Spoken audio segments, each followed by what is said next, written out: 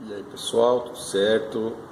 Sou atleta Mib Oliveira, atleta de fisiculturismo, e no vídeo de hoje eu vou compartilhar aqui com vocês esse meu último dia de off-season. E agora é bem cedo, hoje é dia 12 de setembro de 2020, acordei já tem um tempo, então eu vou fazer agora o meu aeróbico em jejum.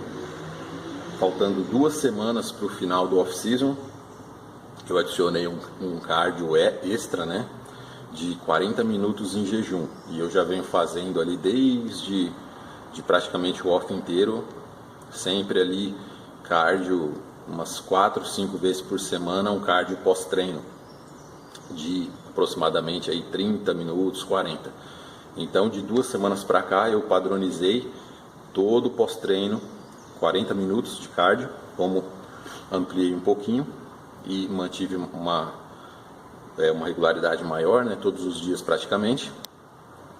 E faltando 2 semanas para o começo do pré-contest, eu coloquei também aí um aeróbico em jejum, né, e veio dando um resultado legal. Então vamos lá para pesagem, vamos ver como é que está o peso final desse off-season.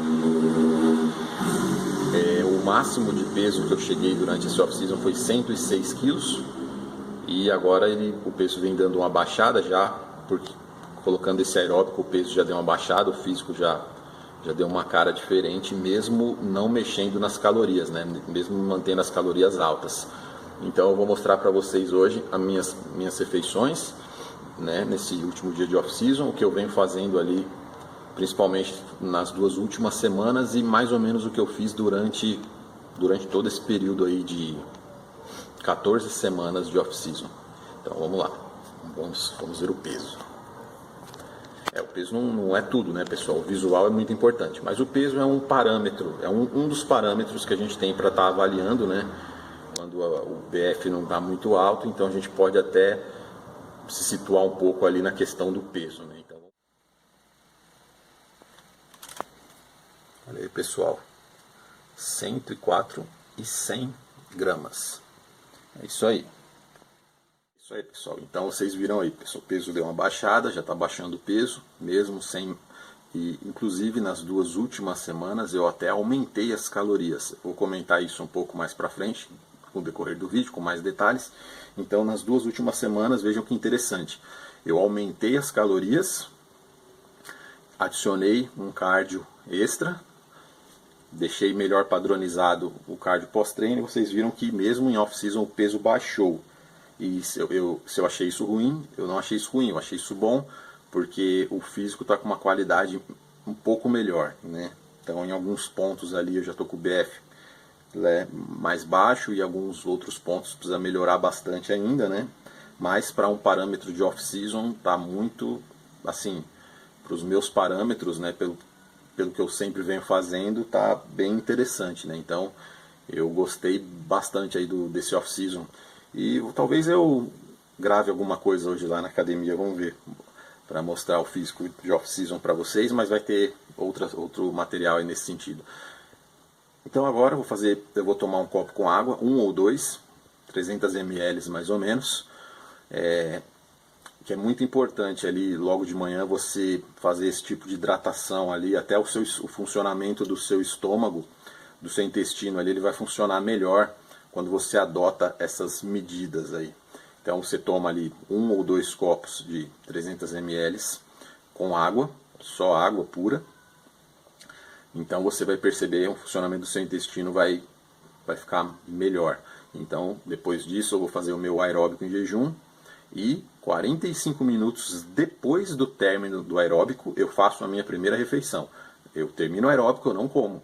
Eu espero 45 minutos, né? Vamos dizer assim que tem uma janela ali de queima de gordura muito interessante, tanto depois do cardio, depois do treino de musculação. Então eu sempre, seja em off-season, seja em pré-contest, eu sempre gosto de aproveitar ao máximo essa janela lipolítica, vamos dizer assim, né? Seja em período pré-contest, né? Eu não tenho essa pressa aí de comer depois do treino, né? Depois eu adotei essas medidas já tem alguns anos, né? Quando eu adquiri mais experiência. Então eu não vejo necessidade de comer assim logo tão em seguida, né? Então, isso poderia ser 30 minutos, poderia ser 40, pode ser até 1 hora, né? Mas mais ou menos nessa faixa, né? Dependendo da pessoa, dependendo de como está a dieta, enfim, vários fatores. Mas é isso aí, agora vamos lá para esse cardio aí. Valeu! Então, pessoal, eu acabei de terminar o meu aeróbico. Então, só para quem gosta de detalhes aqui, vou compartilhar com vocês. Como eu já falei anteriormente, o aeróbico em jejum ele tem uma duração de 40 minutos e ele é feito na esteira, né? Eu particularmente gosto de fazer a esteira, porque a esteira ela sempre vai ditando o ritmo, e às vezes os dias que você está mais cansado, diferente da bicicleta, que você faz o ritmo, você pode dar uma afrouxada ali, mas desde que você esteja bem, a bicicleta também é uma ótima opção, com certeza. Mas eu particularmente prefiro a esteira, por eu sempre poder estar controlando ali sempre um ritmo constante. Então, não tem nenhum tipo de oscilação ali no ritmo. Então, para quem gosta de números, né, esse aeróbico, tanto esse quanto do pós-treino, eu faço ali aproximadamente 60 a 65% da frequência cardíaca máxima para minha idade, né? Então, cada idade tem sua taxa ali de frequência cardíaca. Vocês podem achar essa tabela muito facilmente, às vezes em academias, mas na internet vocês acham com certeza. Então, fica ali algo em torno de 120, 122 batimentos por minuto. E para monitorar isso, eu uso essa pulseirinha Mi Band aqui e eu conecto ela ao aplicativo Notify Fitness. É um aplicativo pago, mas ele é bem baratinho, assim, tudo. Qualquer pessoa pode estar adquirindo. Então, esse é o método que eu utilizo para estar monitorando ali e vendo ali os batimentos. Às vezes ele dá umas falhadas, tudo, não conta direito, tudo isso pode acontecer, mas geralmente conta certo, né? Dá para fazer, dá para usar para ter um parâmetro para saber o que está fazendo, né? Mas com a experiência você vai vendo também, é que eu gosto de ser preciso, né? Mas se não tivesse eu também saberia estar monitorando isso. Mas eu gosto de muita precisão, principalmente quando eu for entrar em pré-contest. Amanhã eu inicio a fase de pré-contest, serão 8 semanas e eu vou passar várias coisas aqui para vocês também sobre essa fase. Então, nesse período de pré-contest, 8 semanas é um período ali, foi o mesmo que eu fiz no ano passado, 8 semanas, e esse ano eu tenho a vantagem de poder estar treinando normalmente, né, sem nenhum tipo de restrição a respeito de treinamentos. Ano passado eu tinha restrições devido à cirurgia, tal, e esse ano eu estou um pouco mais livre, assim, em questão de treinamentos, sem restrições de exercício nem nada. Porém, também é sempre um cuidado, né? Sempre um cuidado, a gente tem que estar tomando cuidado ali com algumas cargas, mesmo porque minha cirurgia ela não foi colocada tela, então é só a própria pele ali que foi emendada, então não tem a tela de proteção da hérnia umbilical. Eu também estou com todo dia eu tive uma inflamação no nervo ciático no começo desse ano e desde então eu fiquei alguns dias ali, várias semanas ali com uma dor forte na coluna. Melhorou, mas até agora, desde então, não foi a mesma coisa. Vou ter que fazer algum tipo de tratamento depois dessa temporada. Principalmente na parte da manhã, na hora de levantar, a primeira levantada ali, até dar uma esquentada ali, incomoda um pouco, mas na hora do treino não vem me incomodando, né? Não é super 100%, mas não chega a comprometer em nada. Então, é isso aí, pessoal. Então, eu vou lá fazer a minha primeira refeição e depois eu vou mostrar para vocês aqui as minhas refeições do dia, com alguns comentários sobre a dieta, algumas dicas para vocês. Então, como eu bebi água ali antes do aeróbico, durante o aeróbico não bebi nada, poderia ter bebido, não bebi, mas isso aí depende da necessidade. Hoje em São Paulo a previsão é de que faça muito calor, talvez chegando aí próximo aos 38 graus, e hoje vai ser um treino de pernas, né? Então vamos ver, mas não tem frescura, eu gosto de fazer isso, é muito prazeroso, né? Desde que você esteja com tudo ajustado, como eu já falei em vídeos anteriores, que até a questão alimentar, que você não utilize certos produtos, né, que possam atrapalhar ali o seu foco, a sua questão mental. Então eu gosto bastante de estar fazendo todo esse processo, né? Então eu não tenho problema nenhum com esse tipo de... Não tenho mais, né? Antigamente eu gostava, mas era difícil, mas a gente vai identificando as causas, pegando experiência, foco, né? O tal do mindset.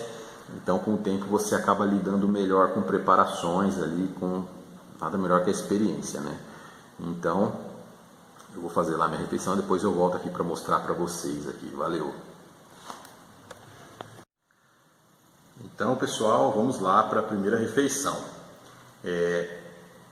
Isso é basicamente o que eu venho fazendo durante o meu off-season inteiro, que teve uma duração de 14 semanas e se encerra hoje.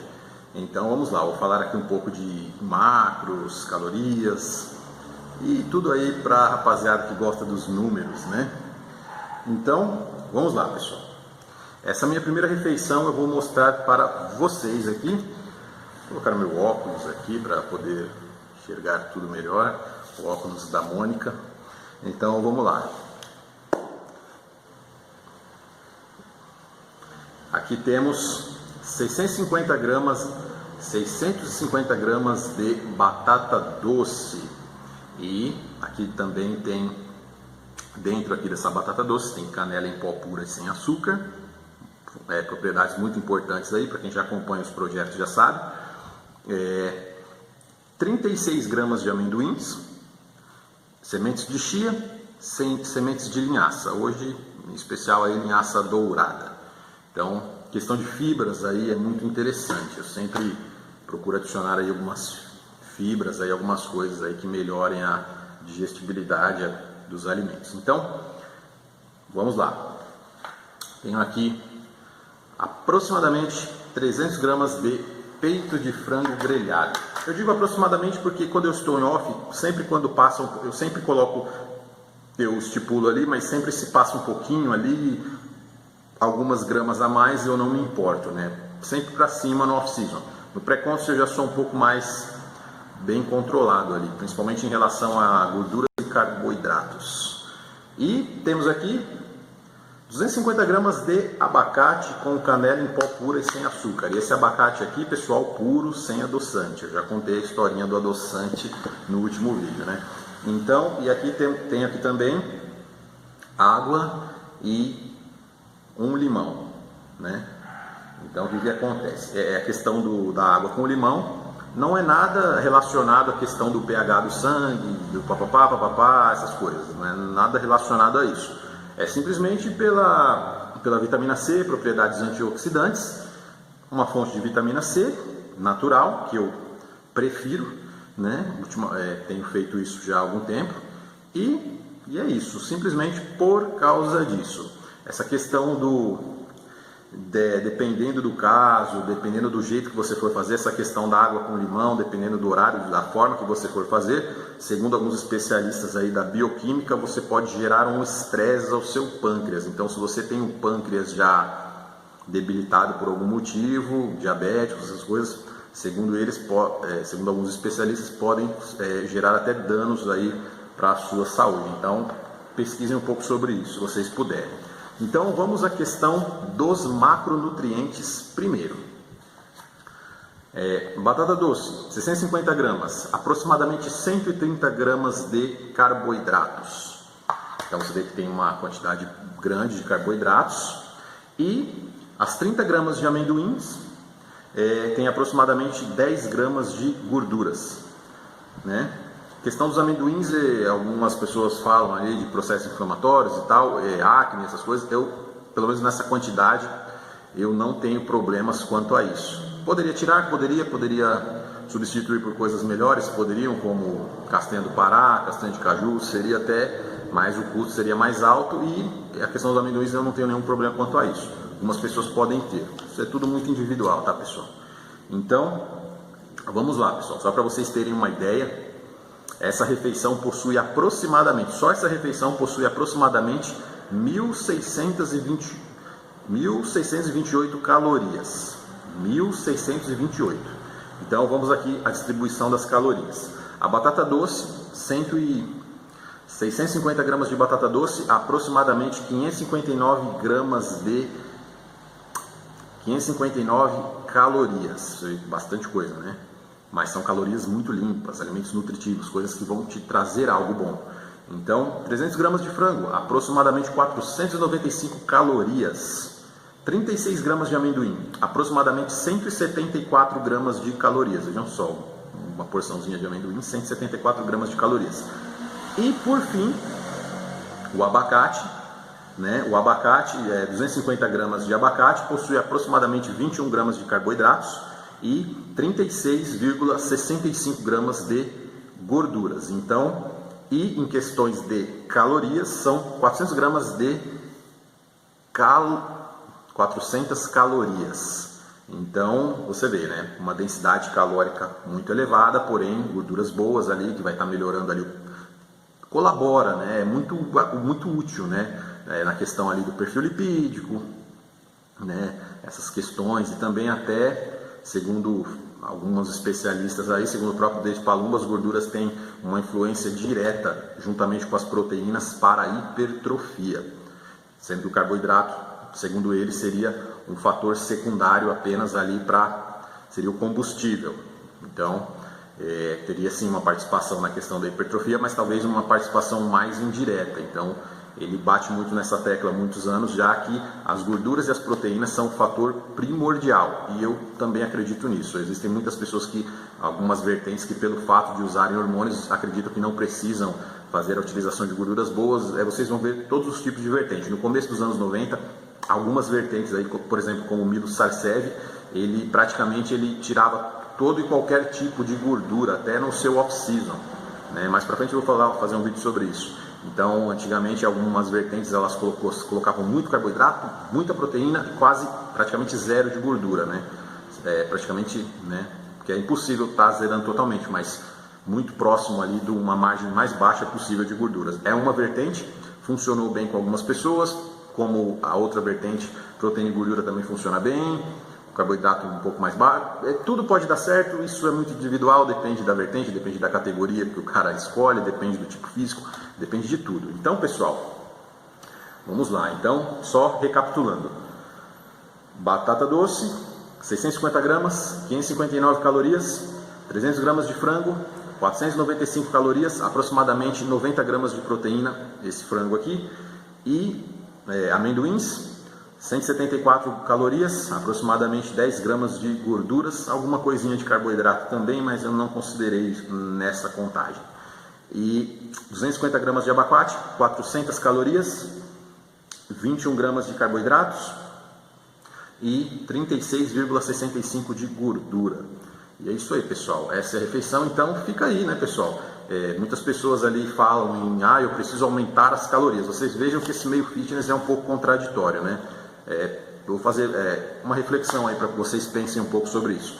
Vocês podem ver que tem muitos atletas que falam: não, eu preciso de calorias, eu preciso de muitas calorias e não sei o que. Tá, mas que tipo de calorias? Quais os nutrientes? Calorias por calorias, você poderia comer qualquer coisa, você alcançava uma meta de calorias e estava tudo ok, todo mundo teria hipertrofia, todo mundo teria pele boa, todo mundo teria tudo ok, a saúde de todo mundo ia estar ok. Então, isso na prática não acontece. Então, o que eu venho repetindo aí há muito tempo? As calorias limpas são uma coisa, calorias sujas são outras. Então, você vê que às vezes os caras falam: não, eu só como uma gema, né? Eu uso uma gema ou duas, eu não sei o que. Aí depois o cara fala, aí no final do dia, ou sei lá, algumas vezes por semana, ou uma vez por semana: eu preciso de muitas calorias porque eu tenho uma genética X e eu preciso de muitas calorias. Só que vocês podem ver que na maioria das vezes, vê se você vê alguém, sei lá, fazendo 1 kg de abacate para comer, fazendo meio quilo de abacate. Não, né? Sei lá, 10 colheres de azeite de oliva. Não, eles geralmente não fazem esse tipo de calorias. Geralmente vocês podem ver que eles usam, sei lá, fast food, esses tipos de calorias. Então, pessoal, se vocês pararem para pensar, com a maturidade, com o tempo de experiência e com conhecimento, a gente começa a entender melhor as coisas. Então você vê que tem uma contradição muito grande. Se fosse calorias boas, coisas úteis, o pessoal utilizaria azeite, abacate, castanhas, seria até mais barato, né? Então, pessoal, eu não vejo problema nenhum em quem quiser se entupir de calorias sujas. Cada um, eu não estou nem aí, cada um com seus problemas, cada um com as suas vertentes. Eu não faço isso mais. Fiz muito pouco, mas hoje menos ainda. Então, o que acontece? A pessoa pode falar que, mas assim, Se você gosta, fale que você come porque você gosta, que você quer fazer isso. Agora, você justificar, isso o pessoal assiste, depois o pessoal começa a ficar comentando isso, porque eu preciso de calorias. Não, você na verdade você quer comer aquilo ali, você quer comer um hambúrguer, você quer comer uma pizza, você quer comer sei lá, qualquer coisa que seja. E você às vezes dá essa desculpa ali para ter mais ou menos um aval para aliviar a sua culpa, né, de você estar comendo uma coisa dessa. Então, o coach liberou, o coach deixou, o coach não sei o quê. Tá, mas na verdade você sabe quase muita gente sabe. Quando você pega um alimento assim muito pobre ali em termos de nutrientes, você sabe que ali você vai ter, pelo tanto de gordura saturada, gordura trans, tanto de coisas ruins, que produtos industrializados, coisas tóxicas que vão acabar ali com a sua saúde intestinal. Então você vê que você às vezes, se você tiver 5%, 95% de prejuízo e 5% de algum benefício, de alguma proteína, algum carboidrato, eu acho que já é até muito lucro, né, nesse caso, nessa hipótese absurda, né? Na verdade eu vejo isso como uma válvula de escape de uma pessoa que não tem disciplina. Então, cada um escolhe a vertente que vocês quiserem, acreditem no que vocês quiserem. Eu não estou nem aí, mas assim, eu prefiro fazer isso, que é o que eu consigo fazer.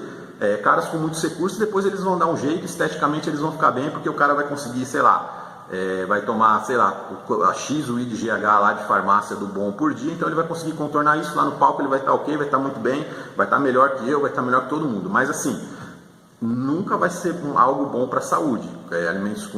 Esses alimentos industrializados, eles nunca vão ser bons. Então você vê que hoje tem muitos atletas aí, amadores de alto nível, você vê que tem muitos atletas até profissionais que tem uma pele muito feia, muito ruim. Então, e você vê que às vezes o cara finaliza, o cara participa de uma ou duas competições por ano, o cara consegue errar. A finalização parece que fica mais difícil. Então, o que acontece?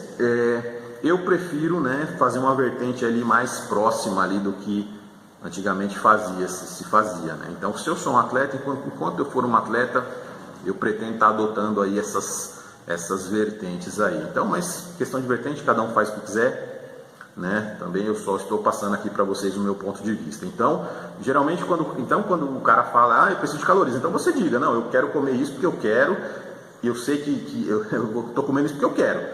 Porque esse pretexto das calorias, eu vou te falar que é uma coisa ridícula, porque se fosse calorias, eu nunca vi alguém falar assim, hoje eu preciso aumentar as calorias. Em todos esses canais de YouTube, eu nunca vi um cara falar assim, hoje eu vou aumentar as calorias muito. Eu nunca vi o cara comer meio quilo de abacate, 1 quilo de abacate,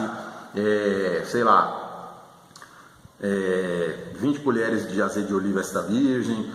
É só besteira, é só comida ruim. Então é porque o cara quer fazer isso, porque se fosse isso ele poderia fazer vários tipos, né, e assim, sei lá, né, não tem problema nenhum, né, cada um, a saúde é de cada um, né. É isso aí, então, e o bolso é de cada um depois, né? Porque depois o cara vai se virar aí para poder secar. Tem gente que vai ter dinheiro, tem gente que é novo, tem gente que tem uma genética favorável, durante muito tempo vai poder conseguir se beneficiar disso. Mas quanto mais excesso de fármacos, GH, essas coisas você utiliza, no momento ali, quando o cara é mais novo, isso aí vai ficar muito bom. Só que com o passar dos anos ali, quando ele não vai durar até, dependendo das dosagens que ele utiliza, ele não vai ter uma longevidade como os caras dos anos 70, alguns dos anos 80 e alguns dos anos 90 nem tanto, como os caras dos anos 70 e dos anos 80 tiveram, né? Você vê os caras ali dos anos 70, tem caras que chegaram ali 60, 65, 70 anos, preservando uma cintura fina, preservando ali características ainda de um corpo mais inteiro, né? Então você vê caras hoje ali que não tem nem, chegando ali perto dos 40, antes dos 40 você vê o físico do cara todo deteriorado. Então isso não é normal, isso tem um motivo, e um dia eu vou falar bem especificamente sobre isso. Então é isso aí que eu tenho para falar para vocês, pessoal. Então não deem essas desculpas horrorosas, né, de subir as calorias. Quer subir as calorias, você já sabe, já dei opções para vocês aqui. E para quem quiser saber também, geralmente as pessoas perguntam como eu conto a questão dos macros. Várias tabelas têm muitas variações, então nunca você vai ver uma coisa 100%, cada lugar você vê uma coisa, até nos próprios aplicativos às vezes você vê variações, mas eu utilizo ali o Fat Secret. Então o aplicativo Fat Secret, é muito fácil aí de baixar, é tranquilo, você se cadastra, é bem útil, é interessante. Então para quem tem essa curiosidade, esse é o aplicativo que eu uso. Então é isso aí, pessoal, muito obrigado, e depois vou mostrar alguma coisinha lá na academia, né, para vocês verem ali um pouco da rotina, e é isso aí. E aí, pessoal, muito obrigado e até mais. E só mais uma coisa também, essa refeição eu estou fazendo por volta das 8 horas da manhã, certo? Então, eu tenho um benefício muito bom treinando em jejum. O aeróbico em jejum, ele me dá um grande resultado. O treino em jejum também me dá um baita resultado. Só que fica muito complicado, eu tinha que escolher entre uma coisa e outra. Então eu finalmente achei um método ideal para estar tendo o benefício dos dois lados. Meio que eu crio uma situação de quase que jejum ali durante o dia. Se eu comer e for treinar, tiver um intervalo curto, eu não consigo render. Eu vou dizer aí que meu desempenho cai entre uns 30% a 35%, se fosse quantificar aí em números. Então eu me sinto muito mal. Então cada refeição que eu for fazendo e cada vez que for ficando mais tarde, perto da noite, o meu rendimento vai ficando cada vez pior. Né? Eu fico muito indisposto, cansado, fico lesado pra caramba. Então o que acontece? Estou fazendo esse aeróbico em jejum, bem cedo.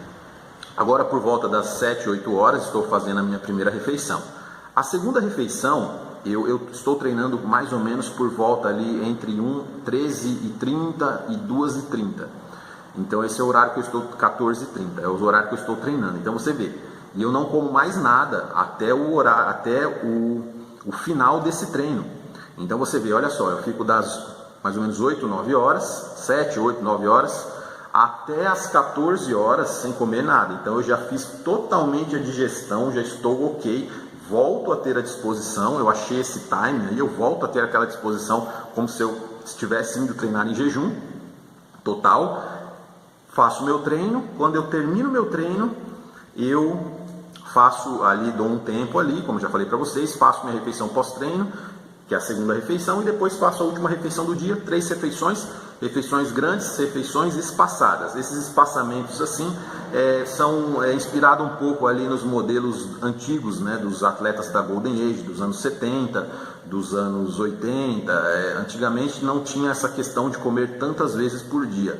E assim, na categoria que eu compito, com a minha estrutura, com o meu físico, com o meu peso magro, eu sequer, falando francamente, se eu não conseguir chegar nem nos melhores atletas dos anos 70, para que eu vou copiar uma metodologia dos caras dos anos 2000, dos caras de 2020, dos caras de 98? Né? Até o segundo o Dexter Jackson, até os anos 90, ele conseguia manter um físico muito bom e competitivo com apenas 4 refeições. E ele disse que depois, com o passar do tempo, com o bodybuilding moderno, para se adequar a isso, ele teve que adicionar mais refeições. Então, ficou bem diferente as coisas. Mas assim, eu não estou nem falando de começo dos anos 90, eu não cheguei no patamar nem dos caras da época do Arnold dos anos 70. Então, o que eu posso fazer, a minha estratégia de entrada é fazer algo parecido com as dietas dos anos 70, que você vê que não tinha essa quantidade. O Frank Zane, ele comia poucas calorias, não muitas calorias por dia, por volta ali dependendo do período, 2.000 calorias por dia, e ele tinha um físico fantástico, foi suficiente para ele ganhar tudo. E ele, com aquele físico, ele ganharia o Procard hoje na Classic Physique tranquilamente, ganharia talvez até alguns títulos também na Classic Physique. Então, se eu não cheguei nem no patamar desses caras, para que eu vou inventar de fazer uma coisa tão, né? Cada um tem que olhar para si e ver a sua realidade. Então eu não vejo necessidade de fazer mais do que isso, tanto em relação a fármacos, hormônios, papapá. Então é isso que eu venho pensando ultimamente. Então é isso aí, pessoal. Refeições espaçadas, tempo de digestão, e você respeita o seu corpo, você não cria aquele estresse do corpo. Às vezes você vê, o cara às vezes está indo para a terceira refeição, provavelmente às vezes dependendo do tempo, de tantas refeições de períodos tão curtos, ele não terminou de digerir nem a primeira. Então o que acontece? Isso vai gerar um estresse ali, vai gerar você pode até, fora a quantidade de água que nós ingerimos, que é alta, então o que acontece? Você pode muito provavelmente ali ter prejuízos ali, dependendo do tipo de carboidratos, criar resistência à insulina muito rápido, vai te atrapalhar para secar, vai te atrapalhar para hipertrofiar. E também temos a questão da dilatação abdominal, que na categoria Classic Physique. Então é possível que você tenha um bom resultado sem comer quantidades tão absurdas, principalmente se você é um cara da Men's Physique, um Classic Physique, que você precisa ter uma linha de cintura bem controlada, que até hoje, até em categorias Open ali, eles estão cobrando mais essa questão da linha de cintura. Porém a gente sabe que não é todo mundo que vai conseguir comer pouco e vai ser um Open, né? A maioria das pessoas vai ter que comer muito, e algumas pessoas vão ter essa sorte ali e a idade também, de não dilatar tanto, outros mais, outros menos. Mas é isso aí, pessoal. Então eu, na minha realidade, um Classic Physique amador, que ainda compete vários quilos abaixo do limite da categoria, eu acho que eu estou no caminho certo. Então, não sou dono da verdade, posso mudar ali de estratégias, de pensamentos ao decorrer do caminho. Cada ano a gente vai aprendendo mais e é isso aí que eu tenho para passar para vocês. E depois eu vou mostrar um pouco lá do ambiente, de como que eu estou treinando, como que é. Hoje é domingo e hoje vai ser um dia de pernas ali, tomara que não chegue aos 38 graus. E aí pessoal, muito obrigado e até mais na hora do treino.